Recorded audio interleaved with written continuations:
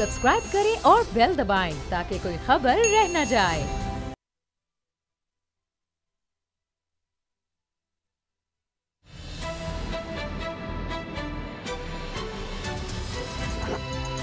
अब पता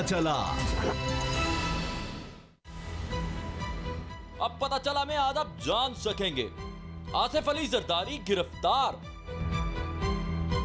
इंसाफ होगा, चीफ जस्टिस का ऐलान।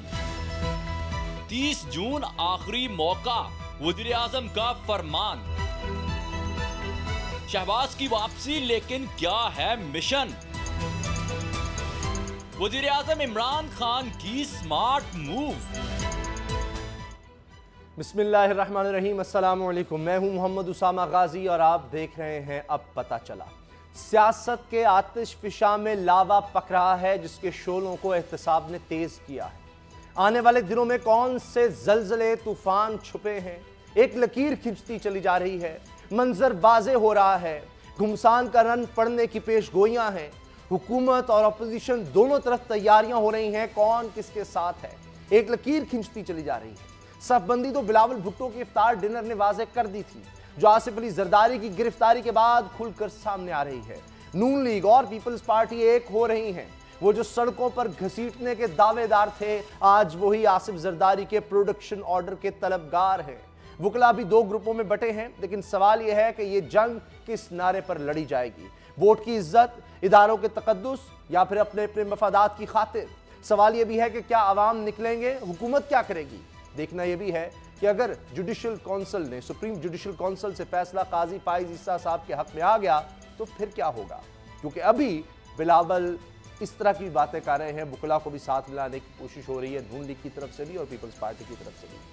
आज सारा दिन क्या कुछ होता रहा, पहले इस पर हमने एक रिपोर्ट तैयार की है, वो देखिए।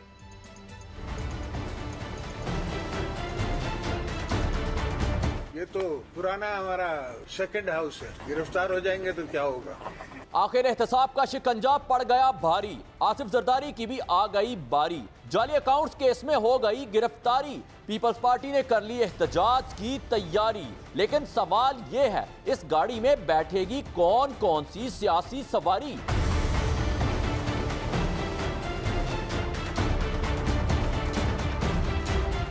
आसिफ जरदारी को उसी नैब ने गिरफ्तार किया है जिसे साबिक सदर किसी खातिर में लाने के लिए तैयार ही ना थे, बल्कि बड़ी बड़ी धमकियां दिया करते थे। चेयरमैन नैब की क्या हैसियत है, उसकी क्या मजाल है कि वो मेरे पर केसेस बनवाए या दूसरे भी केसेस बनवाए? अवाम तो अवाम, लीगी कारकुन भी हैं इस तारीखी यू टर्न पर हैरान, जिन्होंने जरदारी को सड़कों पर घसीटने का किया था ऐलान। वही शहबाज शरीफ अब पीपल्स पार्टी से भी बढ़कर आसिफ जरदारी के प्रोडक्शन ऑर्डर के लिए हुए हैं परेशान। बाबा 40 करोड़ से अपनी लूटी हुई दौलत वापस इनके पेटों से निकालकर आपके कदमों में निशावर करें। जरदारी को लॉन्च करना, कराची, पेशावर और लाहौर की सड़कों पे ना घसीटना तो मेरा नाम शहबाज शरीफ है। मेरी गुजारिश है कि आप जनाब आसिफ जरदारी साहब के प्रोडक्शन ऑर्डर्स इशू करके माजी की रवायत को आप बरकरार रखें। सिर्फ शहबाज की ही नहीं बदली परवाज, मरियम नवाज के भी बदले हैं अंदाज। आसिफ जरदारी की गिरफ्तारी पर जिन्होंने ट्विटर पर खोला है नया महाज। जरदारी इमरान भाई भाई, जो वोट आप इमरान खान को दोगे वो जरदारी को जाएगा, जो वोट आप जरदारी को दोगे वो इमरान खान को जाएगा। अंदर से एक ही है। हकीकत ये है कि आसिफ जरदारी की देखकर गिरफ्तारी करप्शन करने वालों पर लर्जा हुआ है तारी कि तेज चल पड़ी है एहतसाब की गाड़ी। देखना ये है जेल जाने की किसकी आती है अगली बारी। मेरे साथ है बाबर डोगर साहब और असद खरल साहब हमें फ़ोन पर ज्वाइन कर रहे हैं। बाबर डोगर साहब, ये जिस चूँकि अभी बात तो कुछ और करना चाह रहा था मैं, मगर रिपोर्ट में जिस तरह का माजी हमने दिखाया है, ये पलक झपकते ये क्या हो जाता है? वो माजी में जो दावे थे, जरदारी साहब करप्ट थे नून लीग के लिए, वो सब झूठ था, आज झूठ है, ये क्या है? उसामा साहब, अभी आपने जो कहा कि तिबले जंग बजेगा और जनाब सफ बंदी हो रही है और घुमसान का रन पड़ेगा और ये हो जाएगा वो हो जाएगा, जितनी बड़ी एपिक आपने बनाई है इतनी बड़ी एपिक मुझे नजर नहीं आ रही। क्यों? वो तो देखिए बड़ी बड़ी पार्टीज हैं ये सारी, ऑपोजिशन। आप देख लीजिएगा बजट सेशन में कल क्या होता है, आज आपने देख लें हंगामा रही किस तरह हुई है कौमी असम्बली में, इजलास चलने दिया उन्होंने। उसामा साहब, आज क्या सिंध बंद हो गया? क्या सिंध के शहरों में मार्केटें बंद हो गई? क्या आपने जितनी दुनिया, आपने जो अवाम का जमे गफीर बिलावल हाउस के बाहर देखा, जब नैब के 10 जवान उनको अरेस्ट करने गए थे, वो आपके सामने है। टायर जलाए गए हैं सड़कों पर, सिंध में सड़कें ब्लॉक की गई हैं। उसामा साहब, सड़कें तो आप चाहे आपकी अरेस्ट से भी सड़कें ब्लॉक हो जाएंगी, ये कौन सा इशू है? मसला सिर्फ इतना है कि जो एक्सपेक्ट किया जा रहा था कि जिस तरह से पता नहीं क्या हो जाएगा, आसिफ अली जरदारी अरेस्ट हो जाएंगे, क्या पता नहीं सिंध में आग लग जाएगी और क्या कुछ हो जाएगा, कुछ नहीं हुआ।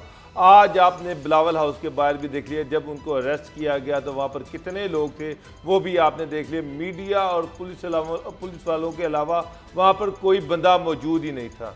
आज मैं प्रोसीडिंग सुन रहा था, इनके जो वकील थे अयाज नाइक साहब, वो जब प्रोसीडिंग के दौरान उन्होंने कहा कि जनाब ये जो फेक केस हैं इनका आसिफ अली जरदारी से ताल्लुक ही कोई नहीं है, ना उन्होंने ये केस खुलवाए, ना किसी FIR में उनका नाम दर्ज है। तो सर जो ये फेक अकाउंट्स हैं इसके एंड बेनिफिशरी आसिफ अली जरदारी साहब हैं। इन फेक, ये जो ओमनी ग्रुप के फेक अकाउंट थे, इनसे बिलावल भुट्टो साहब का ज़ाहिर अखराजात उनसे पूरे होते थे, नुडेरो हाउस के सारे अखराजात इनसे पूरे होते थे, बिलावल हाउस के सारे अखराजात इनसे पूरे होते थे, सदके के बकरे, उसके बाद यान अली बेबी के टिकट्स, हर चीज इन अकाउंट से जाती थी। और इन अकाउंट्स के पैसे कहाँ से आते थे? जितने किकबैक के पैसे थे, जितने करप्शन के पैसे थे, शुगर मिलों से जो पैसे आते थे, बैंकों से जो कर्जा लिया गया जो वापस नहीं किया गया, वो सारा पैसा इन फेक अकाउंट्स में जाता था। इन अकाउंट्स के जरिए से जरदारी साहब की इंग्लैंड में, दुबई में, स्विट्जरलैंड में जितनी प्रॉपर्टीज थी वो सारी खरीदी गई। तो अल्टीमेटली अरेस्ट तो होना ही था, वो तो हम पहले ही कह रहे थे कि ये नजर आ रहा है। और चेयरमैन नैब ने जब अरेस्ट वारंट जारी कर दिए तो उससे ये लग रहा था कि अब कोर्ट जो है इनको राहत नहीं देंगी। बिल्कुल, आपने ये मैं इस चीज़ का गवाह हूं, आपने भी, असद खरल साहब ने भी वाज़ेह तौर पर कह दिया था ये ईद से पहले हमारे प्रोग्राम में कि आज तो कि 10 जून है तो इस दिन गिरफ्तारी हो सकती है जरदारी साहब की, और वो हो गया। सर अरेस्ट हो गया, आगे अब क्या होना है? अब कोई एहतजाज अभी आप नहीं देख रहे। एक चीज क्लियर है, PMLN इनके साथ सड़कों पर एहतजाज करने के बिल्कुल मूड में नहीं है। आज आपने पार्लियामेंट हाउस में जब कुछ जर्नलिस्ट जो थे उन्होंने शहबाज शरीफ से सवालात कर रहे थे, तो शहबाज शरीफ ने गिरफ्तारी का तो कंडेम किया कि जी गिरफ्तार, वो पेशियाँ भुगत रहे थे, वो जा रहे थे, लिहाजा गिरफ्तार करने की ज़रूरत नहीं थी। लेकिन एक बड़ा अहम सवाल एक सहाफ़ी ने किया कि जनाब अब उनकी गिरफ्तारी के ख़िलाफ़ क्या PMLN पीपल्स पार्टी का साथ देगी? उस पर शहबाज शरीफ साहब जो हैं उन्होंने कोई जवाब नहीं दिया। शहबाज शरीफ साहब जो हैं, इनसे मेरी खुद वन एक दफ़ा मीटिंग हुई थी। मैंने इनसे जब वो वक्त था जब नवाज शरीफ डेस्परेट थे आसिफ अली जरदारी साहब की सपोर्ट के लिए, ये पनामा लीग के बाद की फ़ौरन की बात है, जब जरदारी साहब नवाज शरीफ के खिलाफ बयान दे रहे थे और नवाज शरीफ साहब डेस्परेट थे। उस वक्त इन्होंने कहा था कि जनाब आसिफ, मैंने कहा कि जनाब आसिफ अली जरदारी जब भी आते रहे जाती उम्र तो आप खुद उनको रिसीव करते रहे। उन्होंने कहा जी कि मैंने कतन आज तक कभी आसिफ अली जरदारी को जाती उम्र में रिसीव नहीं किया। इवन मैंने आज तक आसिफ अली जरदारी से हाथ भी नहीं मिलाया। नहीं, पार्लियामेंट में उन्होंने मिलाया हाथ, पार्लियामेंट में कौमी असेंबली में। मैं आपको पुरानी बात बता रहा हूं, मैं पुरानी बात बता रहा हूं, जब पनामा लीग का इशू चल रहा था उस वक्त। आज बयान आपका ख्याल है वो दिल से नहीं दे रहे थे कि जिनके प्रोडक्शन ऑर्डर जारी करें। इवन आज भी क्योंकि उनके जब प्रोडक्शन ऑर्डर जारी हुए थे उस वक्त पीपल्स पार्टी ने इनका साथ दिया था, तो मजबूरन उन्होंने ये बार उठा दिया। लेकिन आप अगर ये कहें कि PMLN इनके लिए सड़कों पर निकलेगी, वो नहीं नजर आ रहा। लेकिन ये देखें, आप जो बात कर रहे हैं बाबर डोगर साहब, वो शहबाज शरीफ की कर रहे हैं। असद खरल साहब, नून लीग तो अब तो पास है मरियम नवाज के, तो मरियम नवाज ने तो फौरन ट्वीट किया इमरान खान साहब के खिलाफ, उन्होंने कहा जी कानून मुख्तलिफ है। उन्होंने जरदारी साहब का नाम नहीं लिया, इस केस का हवाला भी नहीं दिया, लेकिन बस इशारों में बात की कि जी इस मुल्क में 2 कानून हैं, एक वज़ीर आज़म के लिए और दूसरा किसी दूसरे लोगों के लिए, चाहे वो ताकतवर हो, अमीर हो, गरीब हो, उनके लिए और कानून है। इशारतन दिया और फिर उसको बिलावल साहब, आसमा भुट्टो साहब वो रीट्वीट करते रहे या लाइक करते रहे, तो असल मामला तो वो है खरल साहब, क्या मरियम आएंगी इनकी मदद को?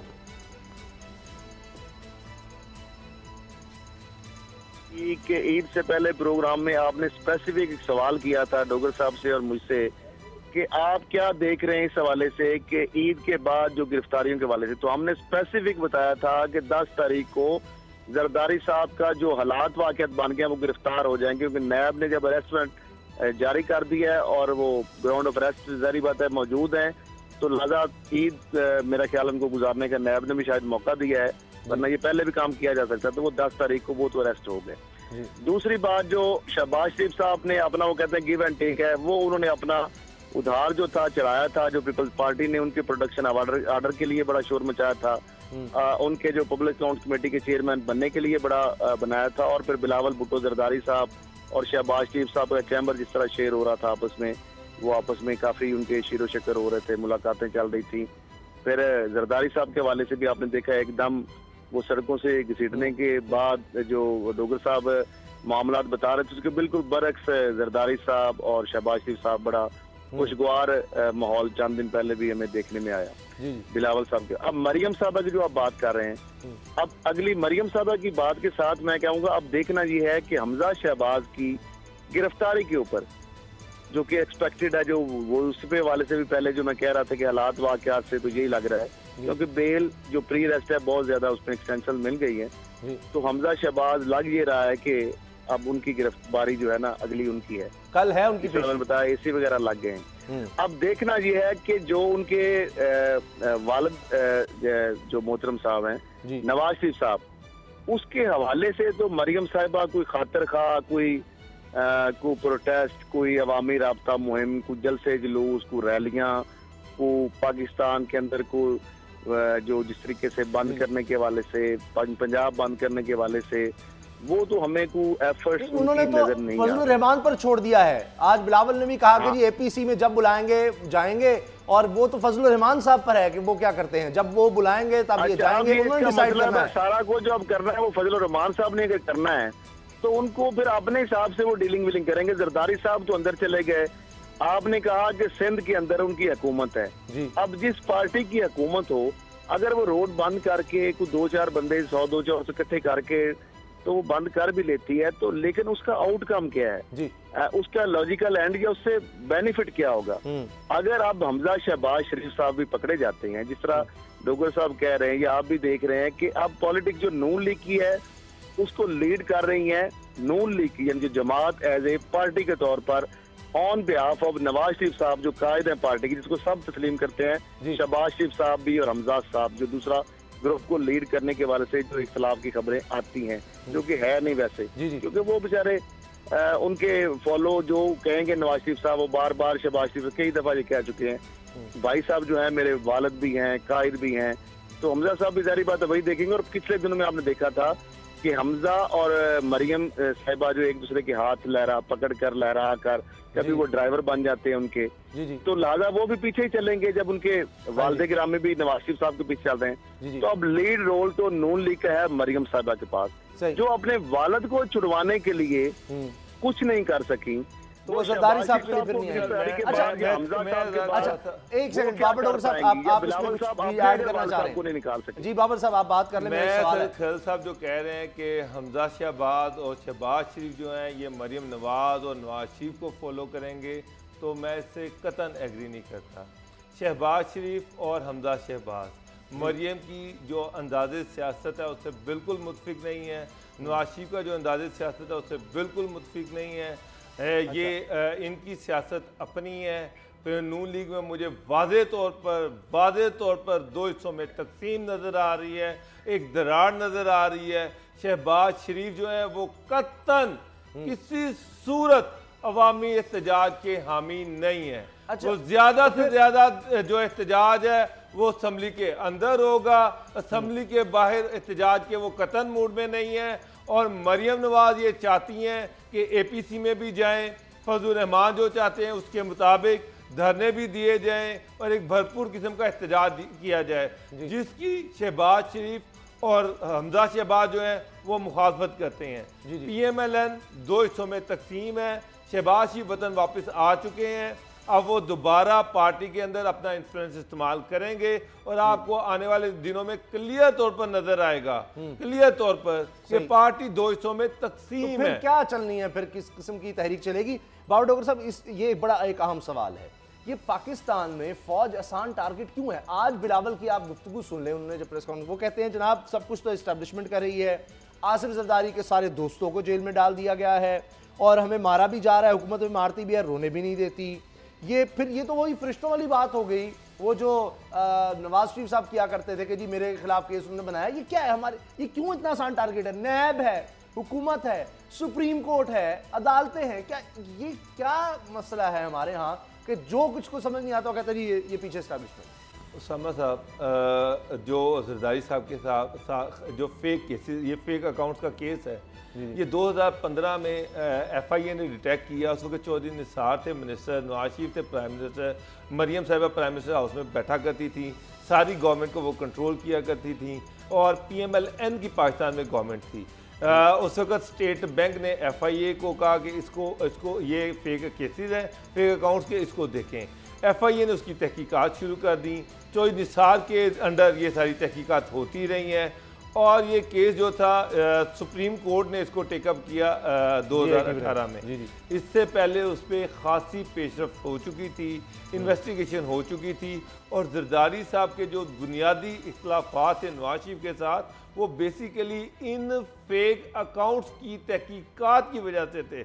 आसिफ अली जरदारी ये समझते हैं कि उनके खिलाफ जो केसेस बने हैं ये सारे केसेस PMLN के दौर में शुरू हुए, नवाज शरीफ के दौर में शुरू हुए। बिल्कुल आप सही कह रहे हैं, जरदारी साहब ऑन रिकॉर्ड टेलीविजन पर कहते रहे कि मेरे खिलाफ सारे केसेस नवाज शरीफ ने बनाए हैं। असद खरल साहब, अब मुझे एक बात बताएं, केसेस नवाज शरीफ ने शुरू किए और उसके बानी नवाज शरीफ थे, लेकिन गालियां फौज को पड़ रही हैं और जिसने ये केस बनाए उनके साथ ये बैठे हुए हैं और ये उनके साथ अलायंस कर रहे हैं और उनके साथ मिलकर ये एहतजाज की तैयारियां कर रहे हैं। तो मुझे तो फिलहाल ये पॉलिटिक्स इनकी समझ ही नहीं आई कि ये कर क्या रहे हैं। अच्छा ये बताएं असद खरल साहब, ये क्यों है इस तरह कि जनाब ये पीछे एस्टैब्लिशमेंट है, हर चीज के पीछे भाई नाम लगा दो, कोई पूछने वाला ही नहीं है? देखें कैसी बात है, जैसे डोगर साहब ने बात की, बड़ी जबरदस्त बात की कि नवाज शरीफ साहब फौज के खिलाफ डान लीक्स निकालते हैं, नवाज शरीफ साहब ही जरदारी साहब के खिलाफ केस बनाते हैं, पहले चौधरी निसार उनको ब्लैकमेल भी करते हैं प्रेस कॉन्फ्रेंस करके, खुर्शीद शाह साहब उनको धमकियां लगाते हैं, उसके बाद नवाज शरीफ साहब वजीर दाखिला को खामोश कराते हैं।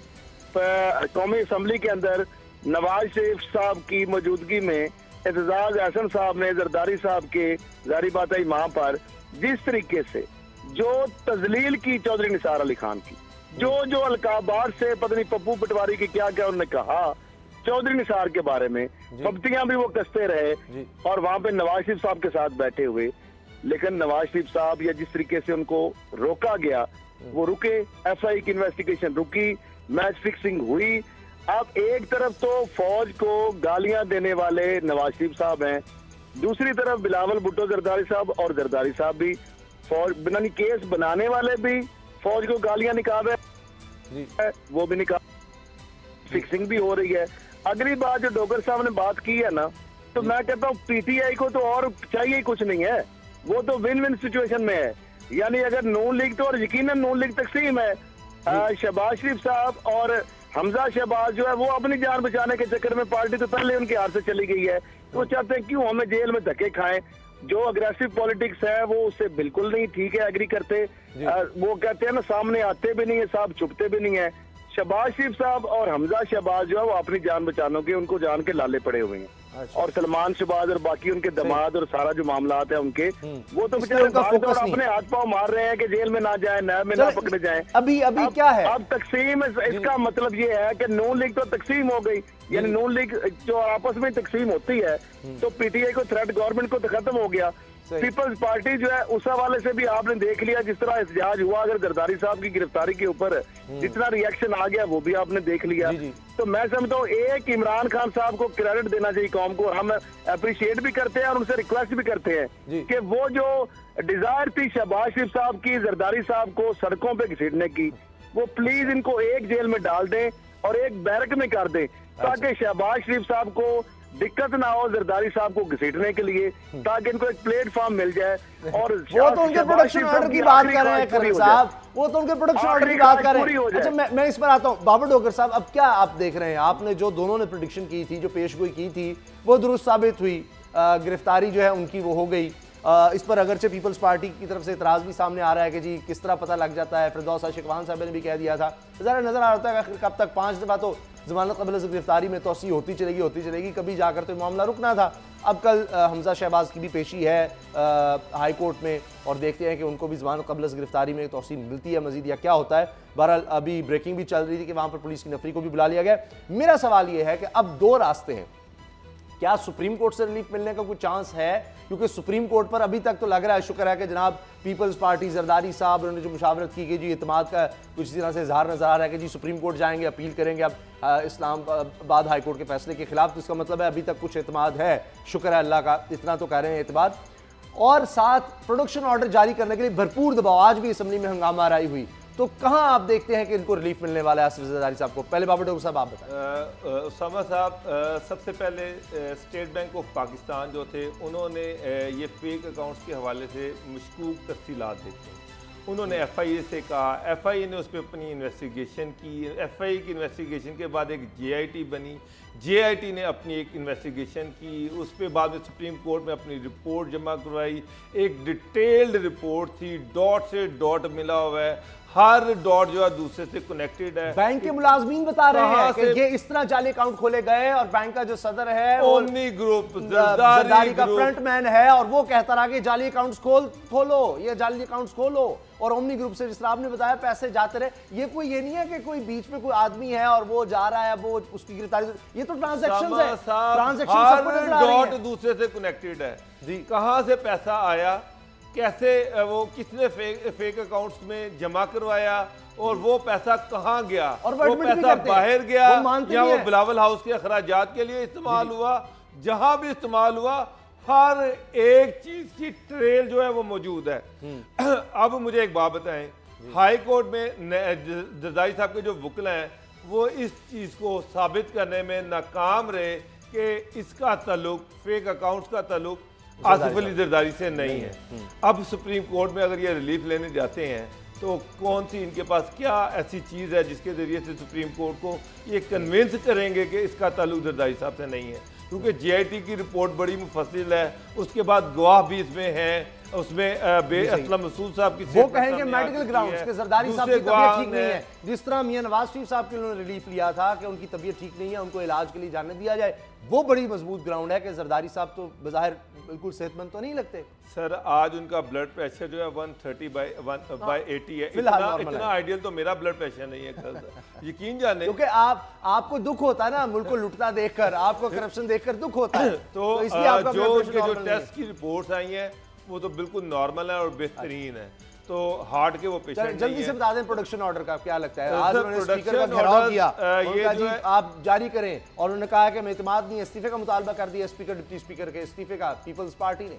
देखिए कल आज इन्होंने एप्लीकेशन फॉर्मली इजलास के बाद दी है, इजलास के दौरान नहीं दी, उस वक्त से शोर बचाते रहे हैं। जब अरेस्ट होने के बाद इजलास का जो प्रोसीडिंग खत्म हुई उसके बाद प्रोडक्शन ऑर्डर की कॉपी की एप्लीकेशन दी है।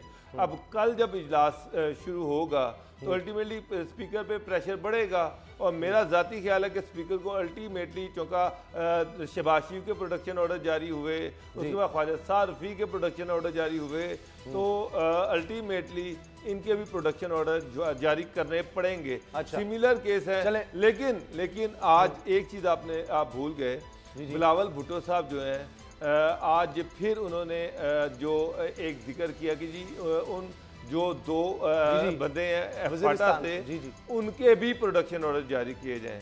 उसामा साहब उनको भी साधना है, तभी तो कह रहा हूँ सफबंदी का जो शुरू में आप कह रहे थे, मैं वही तो अर्ज कर रहा हूँ कि इफ्तार डिनर पे सफबंदी तो वो हो गई थी, अब यहाँ पर वकला को भी साथ मिलाने की कोशिश हो रही है। वो चाह रहे हैं जितने लोग हमारे साथ आ सकें, इस ट्रेन में जितने ज्यादा लोग सवार कर लें, वो तो अभी बात पीपल्स पार्टी नून लीग की नहीं बन रही, तो आगे कहां से वकला को साथ मिलाएं? बाहर निकले एक आम आदमी जिससे भी बात कर ले, वो इनके लिए नहीं निकलेगा, तफरीक को समझता है, सही है, वो इस तफरीक को समझता है, एक मिनट ये करप्ट है, हैं और जिनको ये सपोर्ट कर रहे हैं वो पाकिस्तान के दुश्मनों के साथ मिले हुए हैं। असद खरल साहब 30 सेकंड्स, क्या लगता है कहां से कोई रिलीफ मिलने की उम्मीद है? सुप्रीम कोर्ट है, जाने का फैसला कर लिया उन्होंने, और दूसरे प्रोडक्शन ऑर्डर, बाबर डोगर का ख्याल है कि प्रोडक्शन ऑर्डर तो जारी करने पड़ेंगे। जी, प्रोडक्शन ऑर्डर जरदारी साहब के जारी करने पड़ेंगे, लेकिन बाकी जो दो लोग हैं, अब देखना ये है क्या उनके नाम प्रोडक्शन जारी होने पे ये सुली इख्तलाफ करते हो, क्या जरदारी साहब भी अपने प्रोडक्शन ऑर्डर जारी नहीं होने देंगे? ये तो मामला जो है ना। और दूसरा ये एग्जामिनेशन बोर्ड के लिए नैब ने रिक्वेस्ट कर दी है फौरी तौर पर, आज ही उन लेटर लिख दिया पॉली क्लिनिक के एग्जीक्यूटिव डायरेक्टर को कि जरदारी साहब जो हमारे मुलजम है उनका। और आपको भी मुझे लग रहा है कि तो मामला एक है और सुप्रीम कोर्ट की तरफ से देखना है कि मेरिट पर फैसला होना है। सुप्रीम कोर्ट जो फैसला करेगी वो सबको मंजूर होगा। अब देखें कभी अपील लगती है, कभी फैसला आता है। ब्रेक के बाद हमने बात करनी है जजेस के मामले पर, या सुप्रीम जुडिशल काउंसिल में जो रेफरेंस गया है उस पर वकला बरादरी तकसीम नजर आ रही है। अब इस वक्त नून लीग की और पाकिस्तान पीपल्स पार्टी की कोशिश ये है कि वो किसी तरह से वो साइड जो ये सुप्रीम जुडिशल काउंसिल में रेफरेंस के खिलाफ है उनको वो अपने साथ मिला सकें, लेकिन इसमें भी वकला बढ़ चुके हैं, तो इसलिए उनको एक और मुश्किल का सामना है। ब्रेक के बाद बात करते हैं।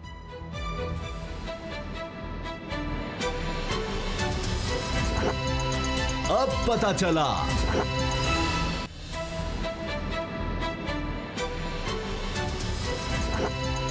अब पता चला। जजेस के खिलाफ रेफरेंस पर वकला बरादरी तकसीम नज़र आ रही है, दो धड़ों में बढ़ चुकी है। एक तरफ कुछ वकला बॉडीज़ हैं जिनका यह ख्याल है कि रेफरेंस हुकूमत को फौरी तौर पर वापस लेने चाहिए, जस्टिस काजी फायजी साहब और दूसरे जज साहब के खिलाफ जो रेफरेंस हैं। और दूसरी तरफ एक वकला की बॉडी का अलग इजलास होता है, बहुत से वकला उसमें शामिल होते हैं इस्लामाबाद, और वो ये कहते हैं कि जनाब ये आईन और कानूनी तौर पर हक है और अदालतों पर इत्माद करना चाहिए। सुप्रीम जुडिशल काउंसिल में मामला चला गया है, अब जो भी फैसला है उनको करना चाहिए, वो भी जज साहिबान हैं जिन्होंने फैसला करना है, तो किस तरह हम अदम इत्माद का इजहार करते हैं पूरी अदालत पर ही। लेकिन इस सब में सियासत भी हो रही है, सियासत भी खेली जा रही है। बाबर डोगर साहब आपको क्या लग रहा है, क्या वकला इस तरफ आएंगे कि यानी नून लीग चाह रही है, पीपल्स पार्टी चाह रही है कि वकला अपना वजन जो रेफरेंस के खिलाफ हैं वो भी इनके साथ आकर मिल जाएं कि जनाब वो भी हुकूमत से मुतालबा करें कि रेफरेंस वापस लिया जाए, ये भी हुकूमत से मुतालबा करें नैब के केसेस वापस लिए जाएं, तो ये क्या वकला इनकी तरफ आएंगे या नहीं? उसामा साहब, वकला में तकसीम है नहीं है, वकला में तकसीम करवाई गई है। और मैंने आपको पहले भी एक प्रोग्राम में कहा था, उस वक्त शायद ये तकसीम नज़र नहीं आ रही थी, लेकिन मैंने आपको एक खबर दी थी कि PMLN जो है वो वकला पे बेतहाशा पैसा खर्च कर रही है कि वकला के अंदर एक डिवीज़न पैदा की जाए और इस इशू को एक सियासी इशू बना दिया जाए। हालांकि ये खालिसतन एक आईनी और अदालती इशू है। गवर्नमेंट ने आर्टिकल 209 के तहत एक रेफरेंस भेजा, सुप्रीम जुडिशल काउंसिल में वो रेफरेंस भेजा गया, 14 जून उसकी फिक्स हो गई। अटार्नी जनरल जो है वो उस पर अपने जो है बयान अपना जो है उनके दलाइल हैं वो देंगे। चीफ जस्टिस जो है उन्होंने लंदन में भी जो मीडिया से बात की है, उन्होंने कहा कि आप अपने जजेस पर इत्माद करें। हुकूमत किसी को नहीं हटा सकती, किसी जज को नहीं हटा सकती, और ये फैसला सुप्रीम जुडिशल काउंसिल ने करना है, उन्होंने वाज़ेह तौर पर कह दिया। अब यही तो बात है कि इसका मतलब है कि ये ऑपोजिशन हो या वो वकला जिनका आप कह रहे हैं कि वो इस्तेमाल किया जा रहा है नून लीग की तरफ से, उनको वो इदारे पर इत्माद नहीं कर रहे। यानी 100 से ज्यादा जजेस हैं और 2 जजेस के खिलाफ सिर्फ रेफरेंस किया है, तो बाकी 100 जजेस क्या उन पर एतबार नहीं है? सुप्रीम कोर्ट के पूरे इदारे पर एतबार नहीं है कि वो सही फैसला नहीं करेंगे? ये एक अजीब बात नहीं है? असद खरल साहब आप क्या कहते हैं इस पर? मैं समझता हूं कि जो चीफ जस्टिस ऑफ पाकिस्तान का बयान है उसके बाद ये जो एक्सप्लॉइट कर रही थी जो पार्टियां दोनों, पीपल्स पार्टी और नून लीग, के वकला को शायद ये वरगला लेंगे।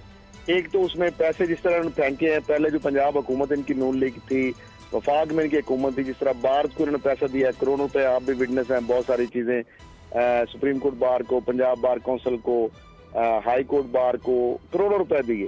पीपल्स पार्टी की जब हुकूमत थी और उस वक्त बाबर अवान साहब उनके लॉ मिनिस्टर थे, लॉ जस्टिस के मिनिस्टर, उन्होंने भी करोड़ों रुपए दिए थे। अभी भी आप देखें ना, अब वकला जो है बरादरी, उसकी जो मेजोरिटी है, हम भी बैठते हैं, आप भी बैठते हैं, जो हम सुनते हैं जगह जगह पे हमारा इंटरेक्शन होता है, वकला जो है वो जो सड़कों पे आने वाले वकला थे, जिनकी मेजोरिटी है, जो यंग वकला है, वो ये कहते हैं कि भाई ये चंद चैम्बर्स के जो लोग हैं ये जो लोग हैं पीपल्स पार्टी के 4-5 नाम अगर लेते हैं हम, तो लतीफ खोसा साहब हैं, अपना ये फरूक नाइक साहब हैं, इस तरह के जो चंद के वकील हैं, वो तो बेनिफिशरी हैं, करोड़ों रुपए के वो कार खास बने हुए, वकील कम और वो सियासी कारकुन ज्यादा बने हुए हैं। इसी तरह नून लीग के जो है बेनिफिशरी आप 8-10 जो वकील हैं, बड़े बड़े ओहदे भी लेते हैं, करोड़ों रुपए के बेनिफिट लेते हैं, बड़े बड़े केस भी उनको दिए जाते रहे, सरकारी फंड से उनको पैसा दिया जाता था। अब ये वकला कहते हैं कि एक हम इनके लिए अपने कंधे क्यों दें। दूसरे जूनियर जो वकला है, अभी जो रिसेंट एक वाकया हुआ है, एक तो 22A और 22B की वजह से वो पहले जुडिशरी के ऊपर उनका तो आपको पता है रोजी रोटी 22A और 22B एक्सरिटी तो दरखास्तें इसके ऊपर चल रही थी, वो मामला उसके ऊपर आपने हड़तालें देखी। दूसरा मामला अभी रिसेंटली जो है तो वकील के हवाले से जो सजा हुई है, क्योंकि वकीलों को तो लाइसेंस टू किल मिला हुआ था और खासतौर पर पंजाब में जो उधम मचाया हुआ था इन्होंने, उसके ऊपर उसको सजा मिल गई। अब वो तो एक्सपेक्ट भी नहीं कर रहे थे, आप सबको पता है जजेस के कमरों को ताले लगाए जाते थे, मारा जाता था, पुलिस की वर्दियों के लोग जो है उनको अदालतों के बाहर घसीटा जाता था, मारा जाता था, पर्चे नहीं होते थे, होते थे तो पुलिस कहती थी हम पकड़ नहीं सकते, पहले वो पर्चा नहीं करते थे। अब वो बुकला जो है वो तो कहते भी हम किसी की जंग में, अब्दुल्ला दीवाना जो किसी की बारात में हम क्यों बने, तो फिर इसका तो मतलब है ठंडी गाड़ियों वाला, इसका तो मतलब है ये लड़े जी, इसका मतलब है कि पीपल्स पार्टी को, जरदारी साहब को, नवाज शरीफ साहब को इस मामले में मायूसी होगी, इससे भी उनको कोई फायदा नहीं होगा। बाबड़ोकर साहब, उसामा साहब, पीपल पार्टी को, PMLN को, इन दोनों को पता है कि अवाम ने इनके लिए तो निकलना नहीं है। लोग इनके लिए इतनी गर्मी में, इतनी धूप में सड़कों पर नहीं निकलेंगे, ना धरना देंगे, ना इनके पीछे कोई लॉन्ग मार्च या शॉर्ट मार्च करेंगे। अब जो आसान तरीका है वो ये है कि जस्टिस फायज ईसा का जो इशू आ गया है, इस पर आप वकला के चंद हिस्सों में कुछ सेगमेंट्स को पैसे दे के ख़रीद लें और उसके ज़रिए एक मूवमेंट स्टार्ट करें।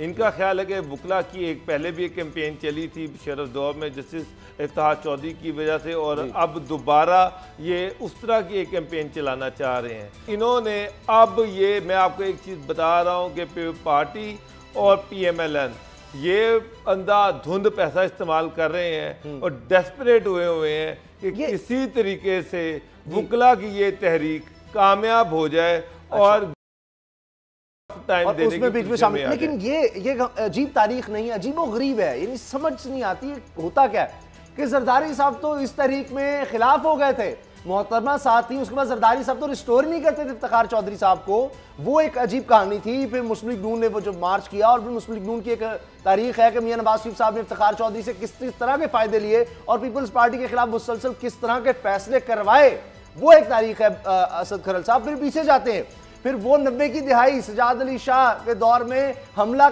सुप्रीम कोर्ट पर होता है और फिर एक और बेंच बन जाता है, जनाब सईद उस्मान सिद्दीकी साहब मरहूम अल्लाह उन्हें मग़फ़िरत फरमाए, वो जो गवर्नर भी बनाया गया नून लीग के दौर में, उनके साथ, यानी वो उस वक्त सुप्रीम कोर्ट को 2 हिस्सों में तकसीम कर दिया।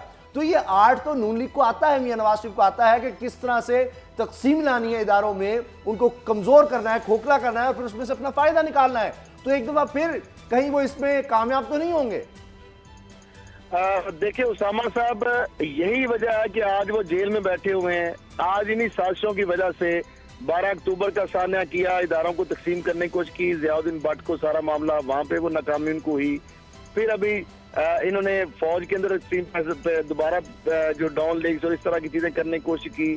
फिर उसके बाद इन्होंने जुडिशरी में तकसीम करने की कोशिश की। आपको पता है जब जजेस के बारे में कहा जाता है कि फलान जज और फलान जज और इस तरह के जज और जजों के बारे में ग्रुप बंदी करने की जो कोशिश की गई। अब मामला सिर्फ ये है कि ये जो एक तो वकला जो है ना, जो तहरीक की आप बात करते हैं, जो लॉन्ग मार्च था नवाज शरीफ साहब का, उसका जो लीडर थे एतजाज हसन साहब और अली अहमद कुर साहब, उनसे पूछे, वो कहते हैं वो बहुत गलत वक्त था, शायद हमने क्या किया, हमने बहुत गलत किया। उस पे वो कई दफा शर्मिंदगी का इजहार कर चुके हैं कि हमने क्या कर दिया। मेरा ख्याल है उस वक्त भी आपको पता है कि नून लीग जो है उन्होंने वकला को इस्तेमाल किया, इफ्तिखार चौधरी को इस्तेमाल किया। इफ्तिखार चौधरी पीपल्स पार्टी के लिए बतौर अपोजिशन का लीडर के तौर पर उन्हें किरदार किया। एक टिल्ड था, एक जुडिशरी थी, नून लीग जो है उसका एक मोटिव था, एजेंडा था।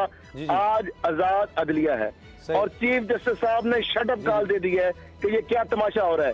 कि जुडिशरी जो है वो अपना एक तरीकेकार है, जो डोगर साहब भी कह रहे हैं कि आईनी एक इदारा है, वो अपना फैसला करेगी, इन चीजों से कोई उसको फर्क नहीं पड़ता।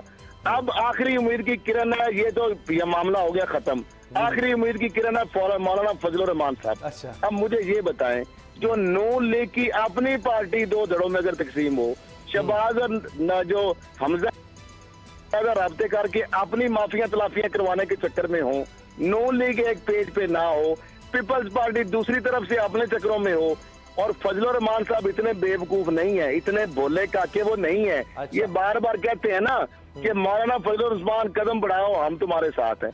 मौलाना साहब इतने बेवकूफ नहीं, वो कहेंगे भाई आप पत्ते शो करो।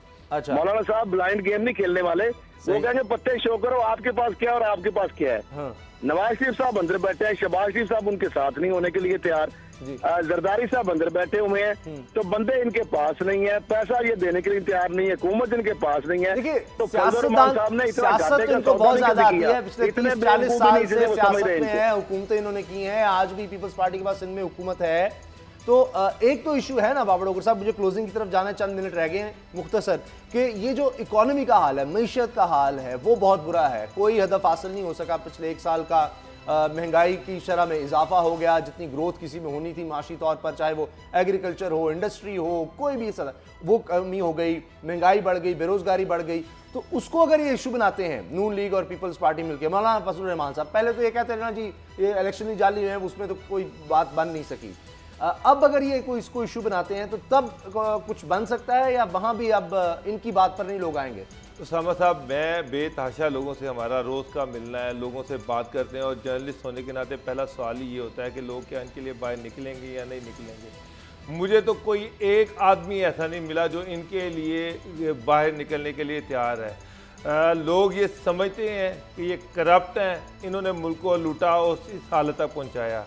अगरचे कि लोग इस गवर्नमेंट से भी खुश नहीं हैं, लोग इस गवर्नमेंट से मायूस हैं, लेकिन वो इन करप्ट लोगों के लिए इस गवर्नमेंट के खिलाफ निकलने को तैयार नहीं है।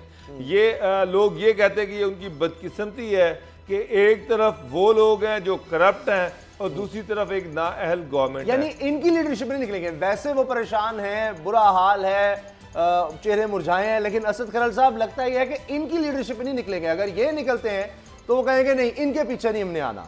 तो लिहाजा अब ये भी इस सतह पे भी नाकामी नहीं, बुकला वाला मामला भी गया, आपस में भी वो फूट पड़ी हुई है, वो भी गया, तो ये तो कोई फोकस ही नहीं है। तो फिर तो ये वही आप वाली बात है कि तरीके इंसाफ को यहाँ आ जाए, जो होना है वो असम्बली तक होगा, सेनेट तक होगा, वहां पर ये भरपूर एहतजाज करेंगे या नैब के बाहर कोई एहतजाज कर देंगे, यही काम ये कर सकते हैं। खरल साहब, अल्लाह ताला की तरफ से पाकिस्तान के लिए खुशकिस्मती है, एक ऐसा वक्त आ गया है कि ये आपस में लड़ रहे हैं, वो कहते हैं पंजाबी में लितनी दाल वंडी जा रही है। मामला ये है कि ये आपस में लड़ रहे हैं, मफादात की जंग लड़ रहे हैं, हर बंदा अपना पेट आगे रख के बैठा हुआ है। पीटीआई के लिए विन विन सिचुएशन है। जो डोगर साहब ने बात की है, मैं उससे 100% एग्री करता हूँ कि ये हुकूमत जो तब्दीली का वादा करके आई थी, लोगों की बहुत सारी उम्मीदें थी, उस पर पूरा नहीं उतरी। लेकिन मैं समझता हूँ कि अगर इनकी अपोजिशन के ऊपर जो लोगों की अभी तक भी डिसअपॉइंटमेंट है, करप्शन के हवाले से लोगों का जो एक स्टांस है, अगर इनके साथ लोग नहीं लगते तो पीटीआई को कोई टाइम मिल जाता है 2020 तक और ये जेलों में आ जाते हैं, प्रोसेस हिसाब का बिला तमीज़ो तफरीक शुरू हो जाता है, ऊपर एक ईमानदार हुक्मरान बैठा होता है, इनकी साजिशें नाकाम हो जाती हैं। फजलुर रहमान साहब घाटे का सौदा कभी करेंगे नहीं है।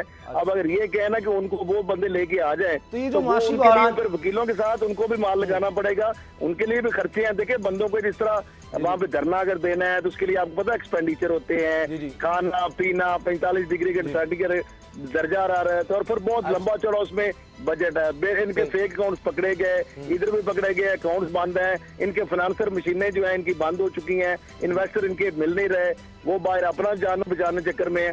तो ये मामला को बनेंगे नहीं, कुछ नहीं तो मामला। जी जी, बहुत बहुत शुक्रिया असद खरल साहब और बाबर डोगर। एक दिलचस्प खबर भी ये सामने आ गई है कि बहुत मशहूर एक्टर हैं और अमिताभ बच्चन इंडिया के, और उनका ट्विटर अकाउंट हैक हो गया और वहाँ पर इमरान खान साहब वज़ीर-ए-आज़म पाकिस्तान उनकी तस्वीर लगा दी गई है।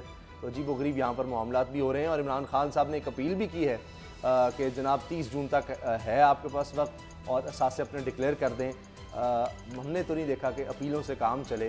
कह तो रहे हैं, साथ वो ये भी कह रहे हैं कि हमारे पास सारी डिटेल्स हैं कि जिनके बाहर पैसे हैं उन सब के हमारे पास डिटेल आ चुकी है।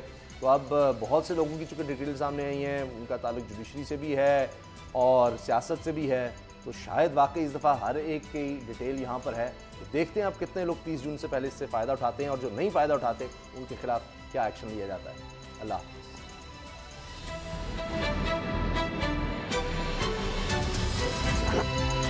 अब पता चला। सब्सक्राइब करें और बेल दबाएं ताकि कोई खबर रह न जाए।